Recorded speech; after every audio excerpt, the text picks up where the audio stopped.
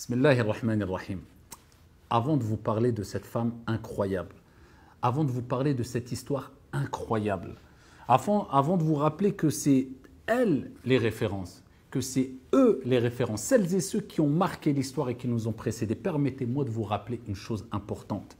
Si aujourd'hui, les influenceuses et les influenceurs, certaines et certains, parmi ces influenceuses et influenceurs, ont pris autant de place dans la vie des gens de manière générale, mais particulièrement dans la vie de notre jeunesse.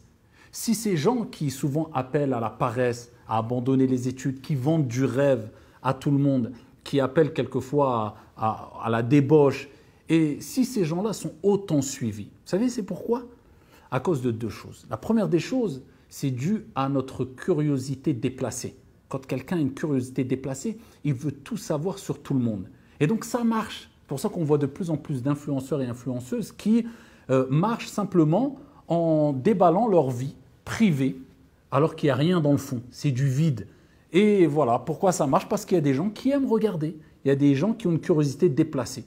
Et la deuxième des choses, c'est parce qu'on est en manque de références positives. Parce qu'il y a un vide. L'être humain a besoin d'avoir des références. Et quand tu ne combles pas ce vide-là par des références positives de celles et ceux qui vont mettre la barre haute, qui vont te pousser, qui ont mis la barre haute, qui vont te pousser à l'excellence, tu vas prendre comme référence des, je ne citerai pas de nom, mais des gens qui vendent du rêve et qui te montrent leur vie privée, quand tu les suis alors qu'ils font leurs courses et qu'ils sont en train de manger ou qu'ils sont en train de changer les couches de leur enfant, et tu es tout contente et excitée. Malheureusement, j'utilise des mots crus et je ne généralise pas, mais c'est qu'il y a un vide.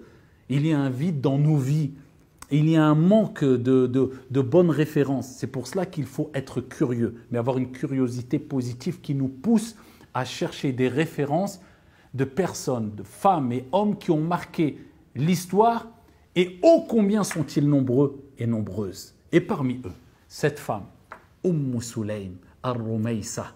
Ça ne fait pas du bien d'entendre ces histoires-là. Ce n'est pas mieux de se pencher vers ces gens qui vont nous influencer vers le bien plutôt que vers des personnes qui vont te vendre du rêve et qui seront oubliées aussi vite qu'ils ont été connus. Je dis souvent que ceux-là sont à l'image de story ou de leur story qui ne durent pas plus de 24 heures. Prends comme référence celles et ceux qui ont marqué l'histoire. Prends comme référence celles et ceux qui ont reçu al-Bushra, la bonne nouvelle du paradis par le prophète Mohammed alayhi salatu wassalam.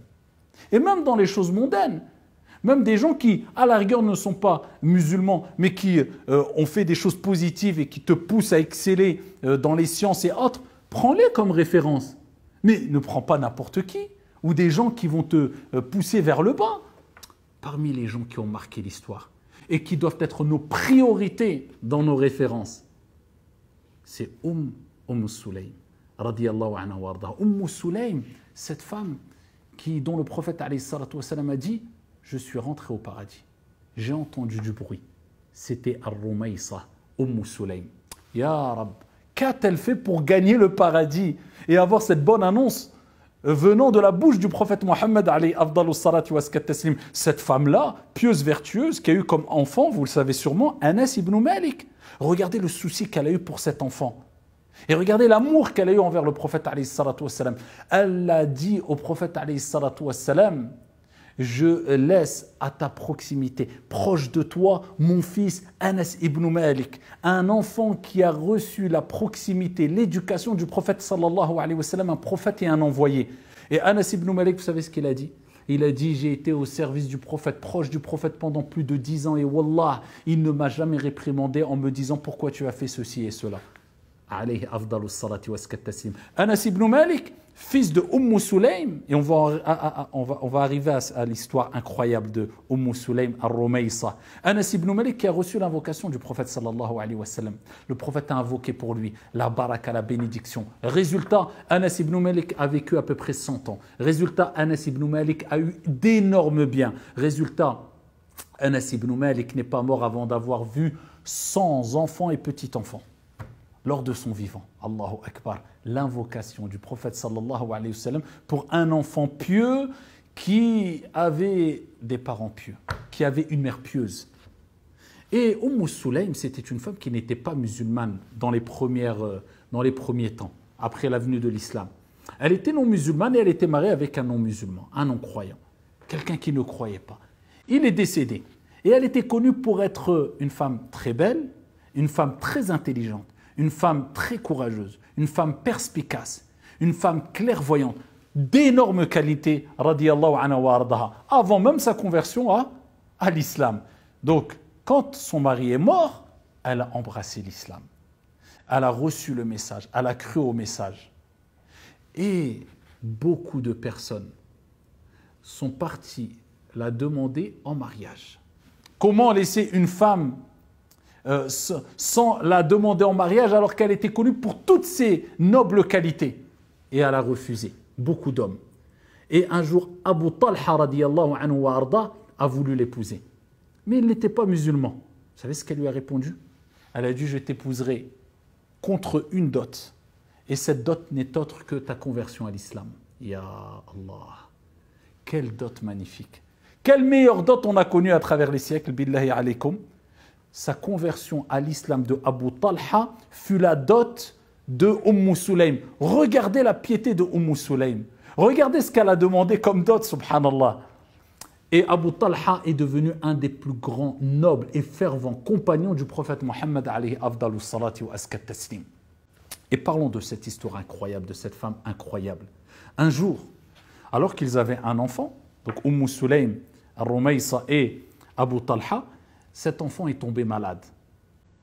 Et Abu Talha avait mal, parce que vous savez très bien que quand votre enfant tombe malade, on a mal, on souffre comme il souffre, et peut-être encore plus la mère.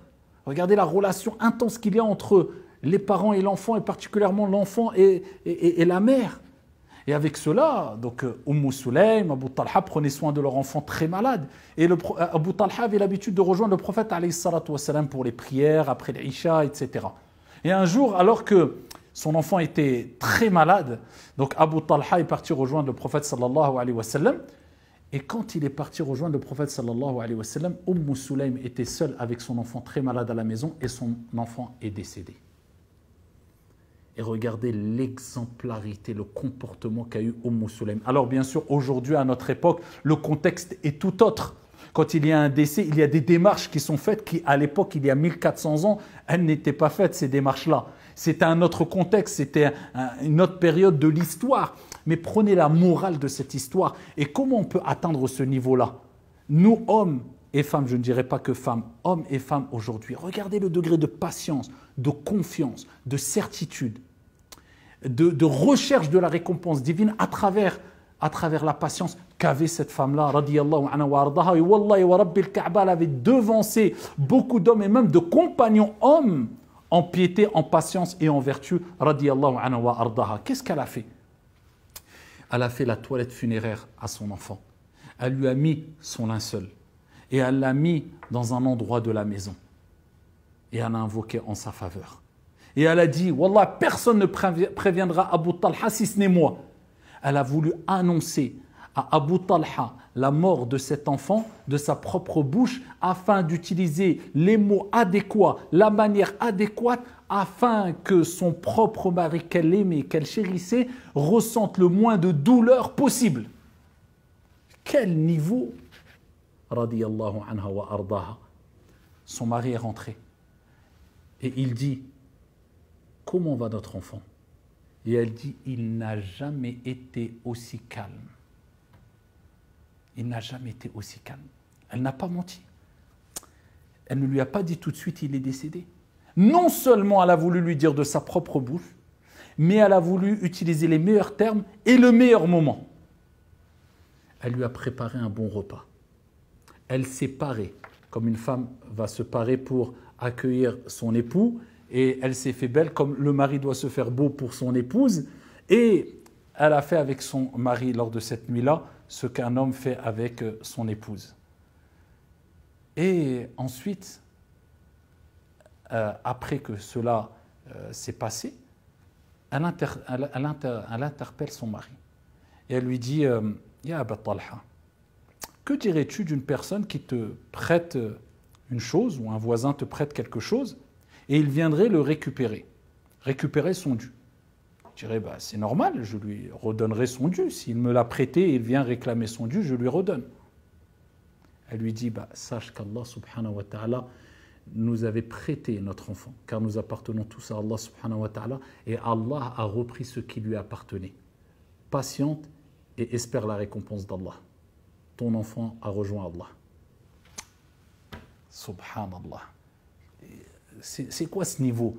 Les mots ne suffisent pas pour décrire ce niveau. Alors qu'elle a eu mal, alors qu'elle a souffert, mais elle s'est dit, c'est fait, c'est fait. Il faut que je choisisse les meilleurs mots, le meilleur moment, la meilleure des manières pour l'annoncer à mon époux et regarder le degré de piété qu'elle avait atteint et de certitude et de confiance en Allah subhanahu wa ta'ala. Et il a été furieux parce qu'il a dit, tu me dis ça que maintenant, après le repas, après qu'il y ait eu ce qui s'est passé entre toi et moi pendant cette nuit, après tout cela, pourquoi tu m'as... Il est sorti furieux et il a rejoint le prophète sallallahu alayhi wa sallam. Et il a raconté cela au prophète sallallahu alayhi wa sallam. Et le prophète alayhi salatu wa sallam a dit, est-ce que vous avez eu un rapport lors de cette nuit? Il a dit oui. Et le prophète alayhi salatu wa sallam a dit qu'Allah bénisse cette nuit pour vous. Qu'Allah bénisse cette nuit pour vous. Et de ce rapport qui a eu lieu pendant cette nuit-là, après la bénédiction prophétique du prophète et envoyé Mohammed alayhi salatu wa sallam, ils ont eu un enfant qui s'appelait Abdullah. Et quand même, le jour où elle a accouché, Sulaym, de cet enfant qui était Abdullah, regardez, Allah leur a donné un autre enfant qui a marqué l'histoire aussi.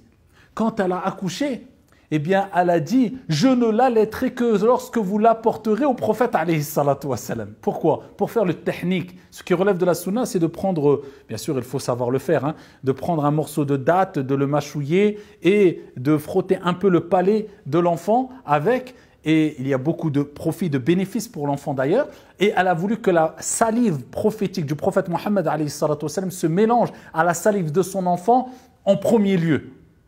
Et le prophète alayhi salatu wa salam, ils lui ont apporté cet enfant-là. Il a dit, elle a accouché. Et ils ont dit, oui, c'est Ar-Rumayh, ça c'est Sulaym. Il a dit, apportez-le-moi. Il a pris une date, il a mélangé à sa salive, il a frotté délicatement son palais, et il voyait l'enfant qui n'arrêtait pas d'aspirer, de sucer. Et il dit, alayhi salatu wa salam, en plaisantant et en souriant, il dit, ala tarawna ne voyez-vous pas l'amour des Ansar pour les dates en parlant du bébé? Et il a invoqué en sa faveur. Et il a rapporté que Abdullah a eu 9 enfants qui ont tous appris le Coran par cœur et il fut parmi les illustres hommes qui ont marqué l'histoire et il est mort martyr radiyallahu anhu wa arda. Vous voyez ces histoires-là et on pourrait parler longuement encore de Sulaym. Et on pourrait parler comme cela de toutes ces femmes qui ont marqué l'histoire et ô combien elles sont nombreuses et des hommes qui ont marqué l'histoire. Et billahi alaykum, à force de parler de ces gens-là, à force de les avoir comme référence, est-ce que ça nous pousse à vouloir s'améliorer et de faire encore mieux et de satisfaire encore plus Allah subhanahu wa ta'ala? Est-ce que ça nous rappelle que celles et ceux qui ont vraiment marqué l'histoire, on continuera à les évoquer alors qu'ils n'avaient aucun réseau social à leur époque, puisque Allah subhanahu wa ta'ala a fait que leur comportement et leurs histoires et leurs paroles traversent l'histoire et gagnent les cœurs. Ça ne nous pousse pas à avoir cela comme référence et faire du bien pour qu'on laisse des traces positives derrière. Et ça ne nous pousse pas à délaisser celles et ceux qui vont être oubliés plus vite qu'ils n'ont été connus, tout simplement parce que leur célébrité et leur popularité n'est basée que sur du vent ou des choses mauvaises ou la débauche ou la perversité. Est-ce qu'il n'est pas venu le temps d'avoir des bonnes références pour hommes, pour femmes, pour nous, pour nos sociétés, pour nos enfants? Bien sûr que la réponse est claire, qu'Allah subhanahu wa ta'ala nous permette d'évoluer et de mettre la barre haute et d'atteindre ou de se rapprocher du moins de l'excellence à travers ces histoires de personnes qui ont marqué l'histoire. Wallahu a'lam, wassalamu alaikum.